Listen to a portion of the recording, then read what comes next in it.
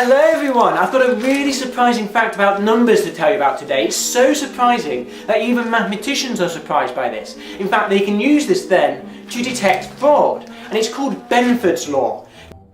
There were 127 numbers on the front page of the Financial Times today, and my question is this: how many of them do you think start with the number 1? Now you might think, well, that should be about 1/9. So to show you why numbers starting with a 1 turn up so often, imagine I put £1 in the bank with £1, then the next day I have £1.10, then I have £1.21, then I have £1.33 and so on, and you'll notice I spend a long time around the low numbers, but then I start to skip through the higher numbers, and then I hit the teens, and it happens again.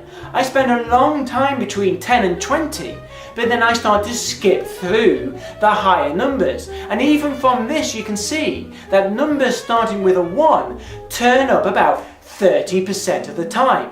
And that's the general idea, and it is used to detect fraud. So if you're cooking the books, if you're making up numbers, people tend to maybe spread out the numbers evenly, or maybe start picking the middling numbers like 4, 5 and 6s, and if these numbers don't follow Benford's law, they may be committing fraud.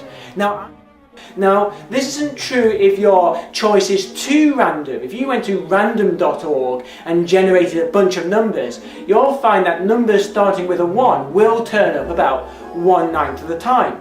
And it doesn't work either if your choice is too restrictive. So I'm measuring people's height using centimetres, and not a lot of numbers are going to start with a 3, except for that one guy in China.